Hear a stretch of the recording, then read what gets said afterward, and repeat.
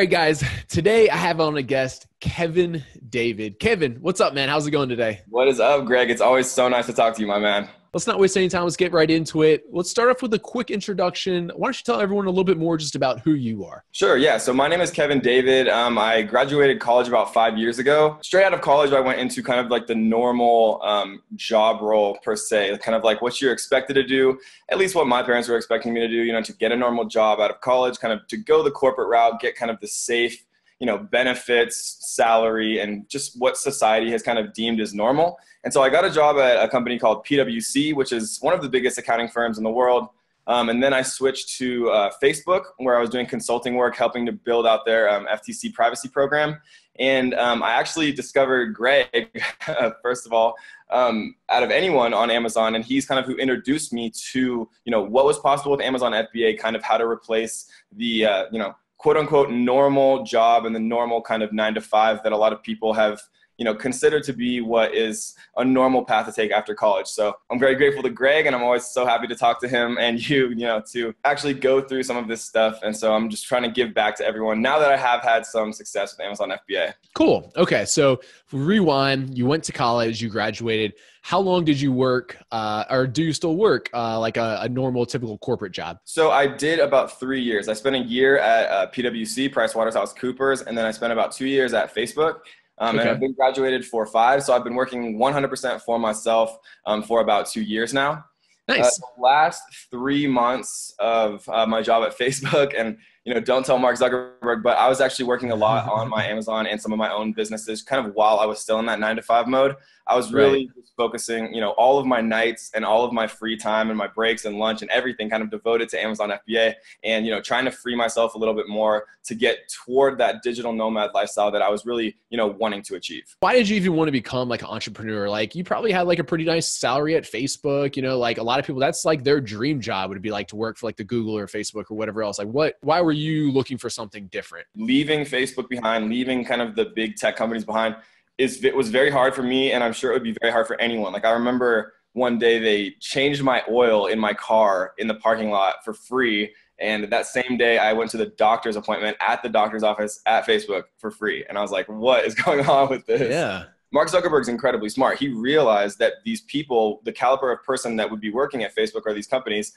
could create businesses on their own. So they're trying to make you as comfortable as possible to stay, right? But there's just always kind of a fire that was burning inside me. And I think a lot of entrepreneurs and a lot of people have it where, you never really want to work for anyone else. Like you want to create something of yours, like your own baby, and grow it into this, real life thing. Because it's a really beautiful thing when you turn something from an idea into an actual real life business. And, doing what you've done, including like for JungleScout, creating like employees and jobs for people like that. It's a beautiful thing, starting something for yourself. And I think, a lot of your viewers and a lot of people understand that it's just not quite the same for some people unless it's their own. And that's kind of where I was coming from, and, why I knew that I had to start something for myself. So what did your friends and family think about you when you were telling them, hey, I'm going to go quit working for Facebook, everyone's dream job, to go do some Amazon thing?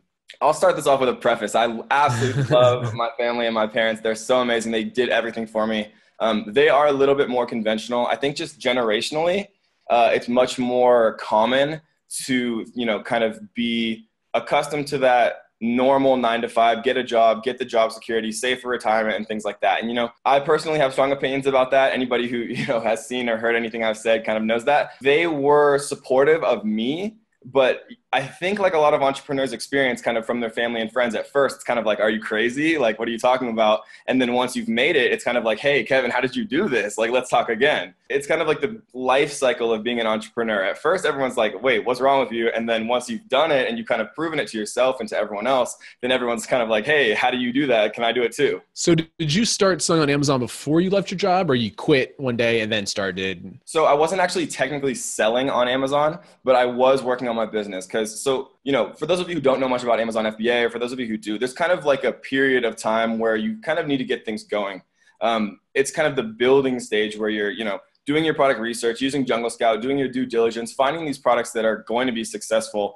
And it just kind of takes time to find it, to source it from manufacturers in Alibaba, right, to get it actually created at the manufacturer, and then to ship it into an Amazon FBA warehouse.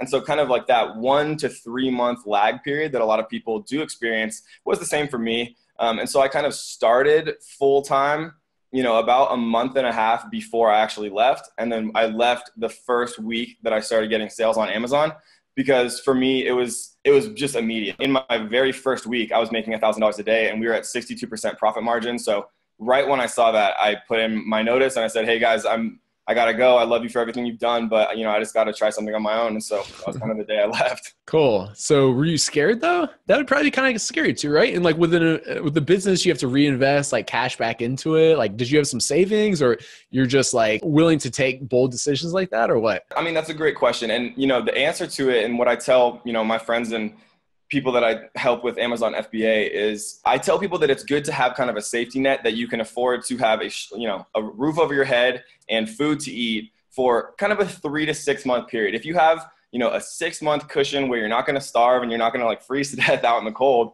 that's enough. With Amazon FBA, reinvesting is very important, right? Because when you build the infrastructure kind of to create these products, then they become equitable, things that you actually own and build value. Because as you continue to build reviews and you build those barriers to entry and competitive advantages for other people to try to, come into your niche, it truly becomes more and more valuable the longer these listings are created. So the more you can create now, as time goes on, they become more and more valuable, which is, very valuable when it comes to if you ever are going to sell your account, and many more considerations. But for me, it wasn't really a big deal.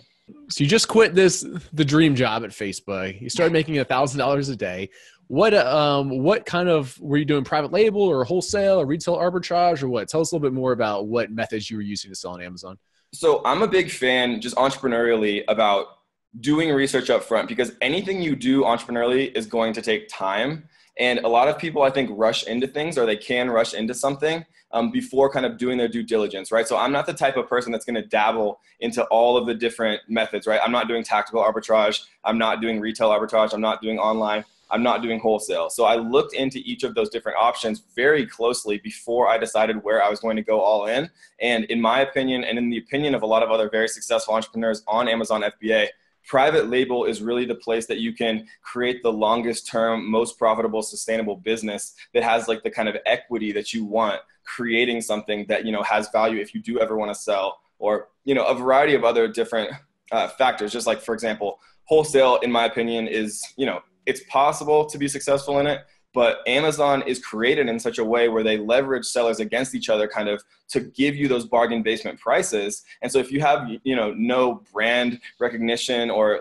luxury type packaging or anything that you're differentiating yourself from a private label perspective, wholesale can kind of just be like a race to the bottom in some ways, in my opinion. It's much more difficult to have the profit margins that you're looking for unless you go the private label path. So I just went 100% all in on private label. I've never even dabbled in the other ones after doing a significant amount of research as to where I wanted to focus my efforts. So it sounded like things started off going really well. Tell us about some like the hardships that you went through, or some like the little horror stories. So some of this stuff for me was not necessarily what it would be for other people, but I decided to launch with some friends because, we were in kind of the same place in our lives, and there was 3 of us. It was somewhat complicated as far as like Amazon FBA specifically has a lot of moving pieces. So like, and when we were each launching our own products in one account, it was very difficult to, account for all of the different expenses and revenues and which was coming from which, and which,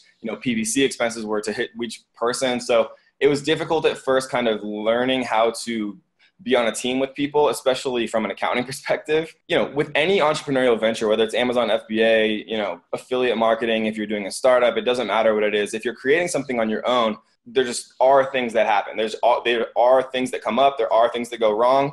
And so, a very vital portion of being an entrepreneur is kind of dealing with that. And I remember one specific situation where our inventory got basically stuck in the Chinese customs. And so we just had no idea what to do because we were brand new. We didn't really have what I think is the most important part of being successful on Amazon FBA, which is that kind of community, right? Like the JungleScout community, whatever community that you do join, having people in the same situation as you who've been through these same things, who've actually kind of experienced all of the different problems that can come up in any business is so vital. And having a mentor or just people who kind of are in the same spot. And so, when that happened, I got super active on all the Facebook groups, right? I was hunting everyone down. I probably messaged you like 5 times and you never saw them, but I was basically just reaching out to people and saying, hey, my stuff is stuck at the Chinese port. What should I do? And so I finally got a hold of someone who had kind of experienced that before. He had a contact that actually worked at that specific port that we worked with, who spoke English. And it was so much easier and so much better to kind of get that done. And it's just an important lesson for any entrepreneur that nothing can actually stop you. Nothing, unless you let it, right? So like nothing, I never felt in my Amazon FBA journey, hopeless or anything. As an entrepreneur, you kind of have to get over that, right? So you have to just figure it out no matter what. And that's why having a good team and a good community is so important. So do you still have partners with your business now? So I actually bought out my 2 original partners from our original Amazon account. And I partnered with a new partner full-time who actually has 50% ownership of all of my different Amazon accounts. And so he runs a lot of the logistics. I found out early that my personal strength was not in sourcing. I don't really enjoy personally doing the sourcing, dealing with the manufacturers and that aspect of the business. And so he was much more willing or better, whatever you want to call it, at doing that. And so he decided to do that. He handles the product photography. I find all the products and I do the PPC. And so we have kind of a nice little split that we've worked out to cater to our strengths. I'm much better at the more analytical, kind of creative portions of it, because finding products and doing PPC is as much as an art as it is a science. I'm sure you know that as much as anyone. I think finding people to work with, if you do like working with people and to kind of play off each other's strengths, is very important. What types of advice do you have for people about partnerships? Because they can be a tricky thing. It sounds like you've probably learned some really good lessons. Can you share some of those with the listeners? I think working with people is very important. I think doing it for the wrong reasons, though, is something that you should be very cautious of. I don't think you should partner just to partner, right? You want to find people, first of all, that you trust. Because I've been very fortunate. I've never had a partner with any type of like bad situation where people were like stealing or doing anything like, malicious. I've never had that. So I can't speak to that. But I have had partners that kind of were more just partners for the sake of partners because we were friends, rather than actually necessarily adding kind of a synergistic element where 1 + 1 = 3. You know what I mean? So I think it's important to understand what your strengths are and to really like literally write that out, because it was super important to me. Like I've kind of always been like, yeah, I'm okay at doing this or that, but you don't really understand it until you kind of plot it out. Like, what am I good at? What do I enjoy? What do I need help with? And then kind of, work from there in your network, or, just go out and bother people. Like the first way that I even found Greg was, just relentlessly messaging him and his whole team until he finally responded. So the point is, find these people. And if you have strengths, play to them, and find people who, have strengths as well and play to that. And if you're going to form a partnership, specifically with Amazon FBA, I would say from a very pragmatic perspective, odd numbers of people is much more difficult, especially if you have your own individual products, just because there's storage fees, there's fulfillment fees, there's PPC, and it's very difficult to trace all that down individually. So if I was going to do it again, I would say, 50-50, 100% of the way, where you share all costs and you share all revenue. It's just much, much easier. Yeah, I think those are all really good points. And I like that you brought up the point again about the 2 people with skill sets that really complement each other. I used to be very guilty of this. I still am a little bit, about like kind of short-term thinking, so you think like, oh, it'd be fun to work on this with my buddy, for the next few months, kind of see what happens. It's like, well, you have to kind of think about from day one, if this does turn out to be quite successful, do you have kind of like, some written agreements in place and about this stuff? And will you guys, do your skill sets kind of complement each other well? So think about that. All right, cool. So you gave us some great insight into your business. Sounds like you have a good partner now that really complements your particular skill sets. You want to give us a little insight of like where the business is at today, either like revenue numbers or how many SKUs you have or anything like that? I personally decided early, and I'll give kind of a little liability prefix here. I personally have a strong feeling about obfuscating, or at least mitigating and spreading out risk. So one of the inherent risks with Amazon FBA is that Amazon has too much ownership, right? Like if they deem, an IP infringement or any number of different things that you kind of bring the hammer down on you as a seller. It's very important to, in my opinion, to kind of spread that risk. And so I decided early to kind of create multiple Amazon accounts. And so Amazon will let you have one to two additional accounts, which they say is okay. Right. And so we'll just go from here saying that I have 3 accounts. And so kind of the revenue numbers that we were kind of going for early was $1,000 a day. And since we hit that almost immediately, really our kind of mentality changed about that. And so we were trying to get, okay, let's get to 2,000 a day. How many SKUs do we have to add to get to 2,000 a day? And so, it happened kind of slower at first, but once we understood and once we kind of had the logistical infrastructure supply lines in place and kind of the know-how, it ranked up much faster. So we went from initially launching 7 products at once. 15 months later, we are at, I think, 74 SKUs spread across a number of different accounts. We're doing, 10 grand a day, give or take. And then during Christmas, obviously it's significantly more than that just for any seller on Amazon. Q4, as I'm sure, your viewers have seen, is absolutely insane for a lot of sellers, especially if you have any type of gift orientation. So if you have holiday specific, you can expect 2 to 10 times sales for Q4, for Mother's Day, for whatever your specific niche is related to. And so we do much better during Q4, but give or take, spread across all the accounts between 10 grand a day, give or take. That's amazing. Congratulations. Thank you. That's incredible. And after 2 years time, right? Or it's been about 16 months. And that was the day we launched. So I was learning for about 2 months before that. So it's been, a year and a half, 2 years since we kind of really devoted ourselves to the Amazon FBA world. Yeah. Talk to us for a minute about cash flow, because when you scale at that rate, I've found, and most people find, that cash flow and having cash invest in new inventory is like one of the most difficult parts. Sure. Do you have any tips or advice or anything you'd talk about with that?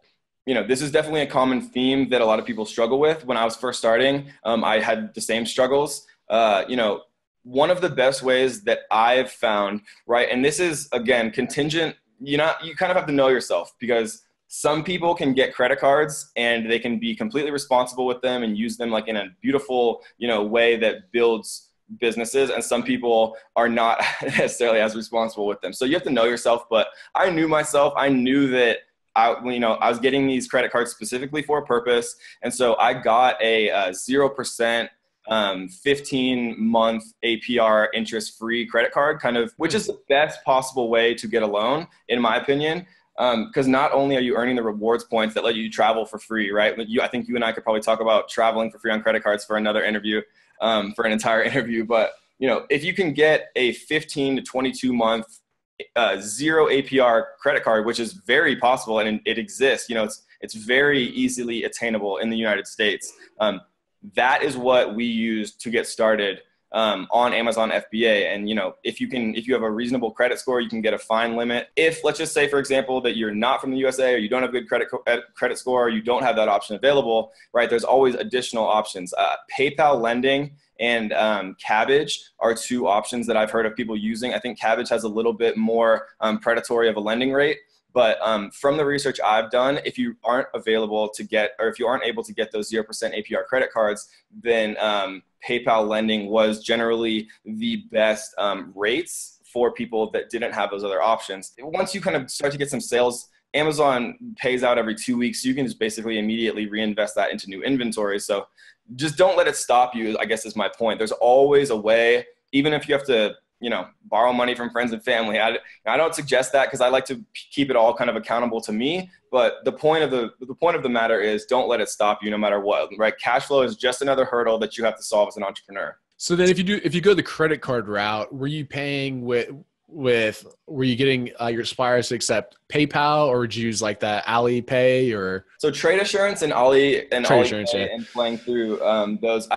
I don't personally do that just because I'm kind of brand committed to PayPal. Like, it's not like I do it for like some reason like that I have, heard horror stories about Alipay or anything like that. I think if you are going to go the Trade Assurance route and the Alipay route, an important thing to note is communicate with your supplier in the Ali chat, because what they review, if there ever is anything kind of that goes awry, they review those chat logs, right? So they can see exactly what you asked for, the specs and things like that. So if you are going to go the trade assurance route instead of PayPal, make sure you actually communicate in the Ali chat, the Alibaba chat, because if anything does go wrong, it could save you down the line.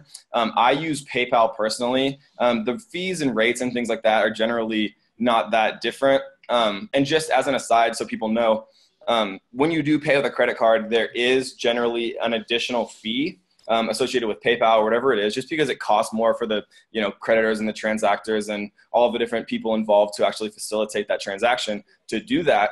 But I would actually argue that at least for the sample for the 30%, it's actually worth it to pay that fee, because if for whatever reason, let's say that Alibaba or PayPal denies your claim, like you say, hey, like they stole my money, they didn't give me anything, whatever. PayPal, if they do deny that, you have a second route, a second plan of action to dispute it with your credit card company, which gives you that additional kind of safety net if something were to go wrong. Yeah, that's a good point. I never really thought about that before, but that would give you like 2 layers of assurance, especially if you're using like Amex, they'll like side with the card holder like any day, I actually had a situation kind of early in my career that would have been devastating, right? Because one terrible situation where you lose that 30%, not only have you lost that money, but you've probably lost a lot of passion and momentum that you were building, creating this business, because you're saying, hey, like I just got screwed, I can't do it anymore, right? So don't let that happen to yourself.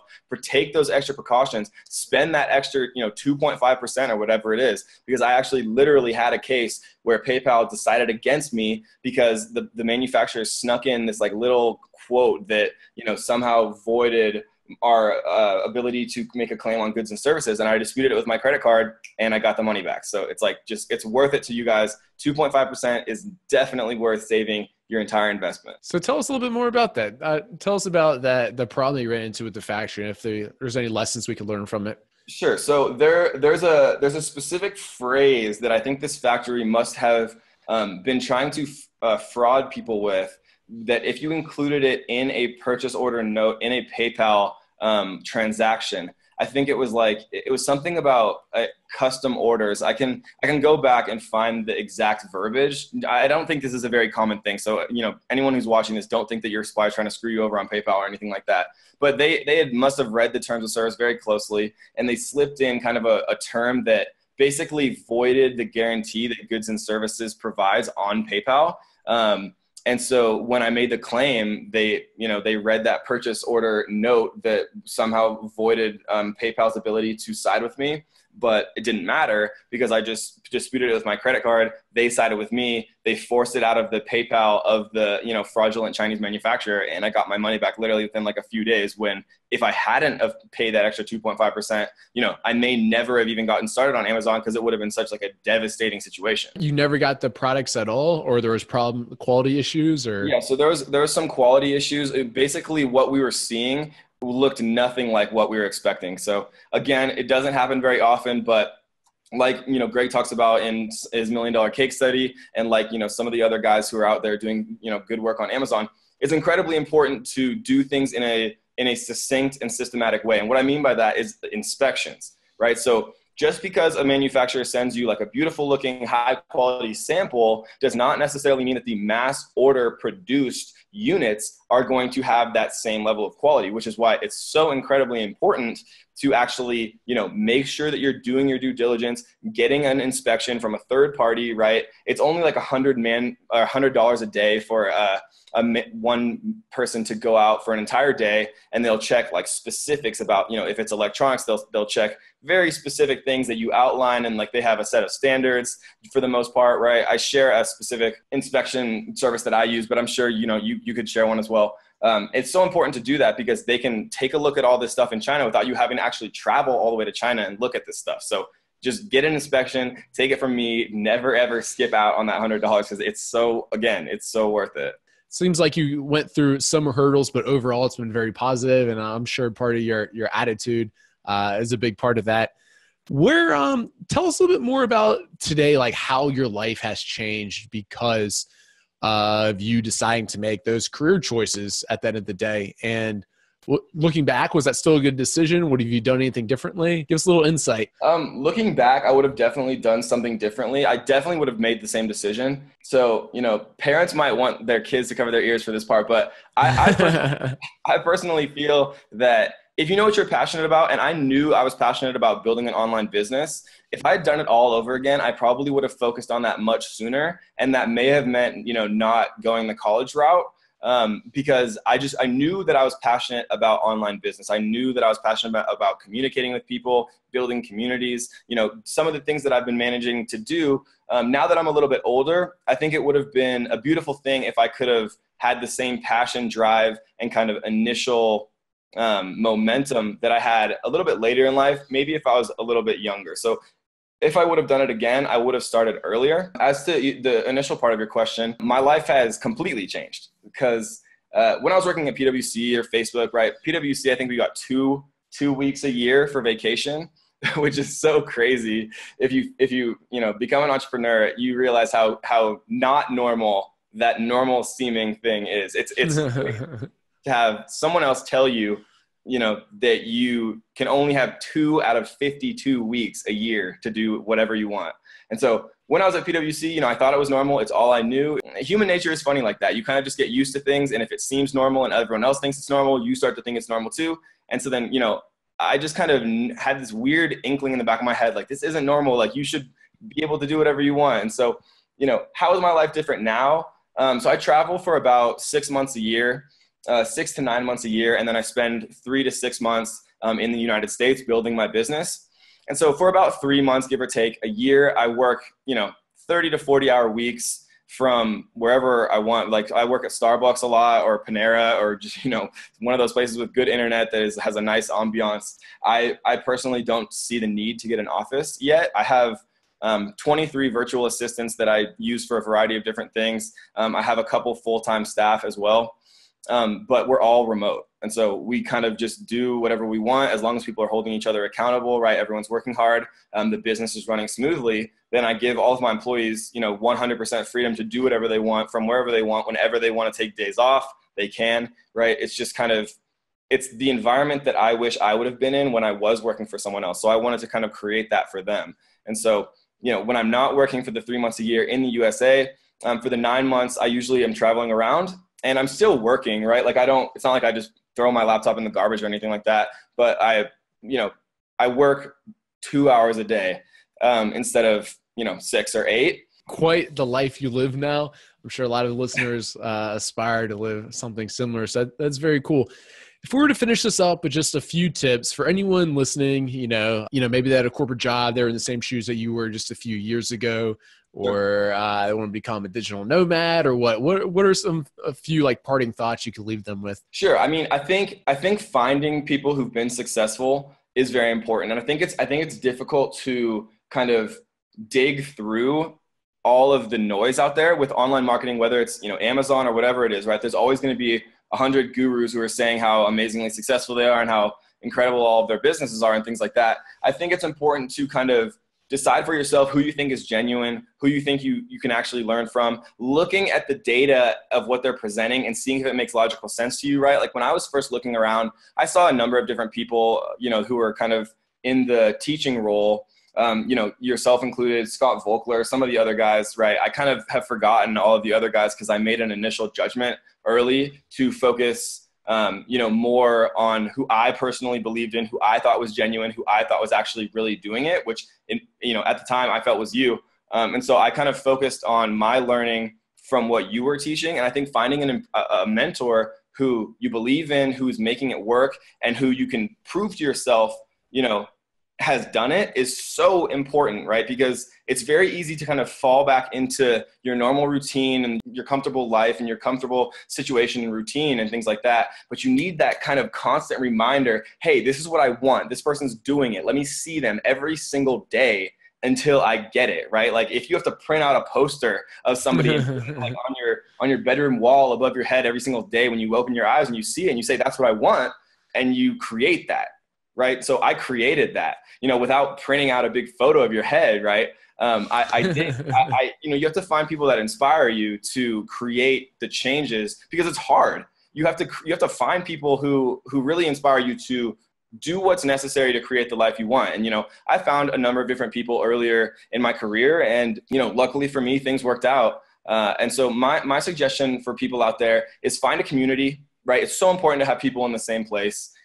Find a mentor that you believe in. It doesn't have to be one-on-one mentoring. I'm not going to be like calling somebody every single day, but people who are content creators and putting stuff out there, there's a ton of information on YouTube where you can find, all types of different step-by-step tutorials where people are sharing their screens, like for more general high-level stuff, right? The $1 million case study, there's so much information. And so, hold yourself accountable. I needed to hold myself accountable and say, the only reason that you wouldn't make this work is if you didn't do it and you were lazy and you were too lazy. And so I really held myself accountable. I told some people, I think it's very important to establish accountability partners. I said, hey, Kev, like one of my best friends, right?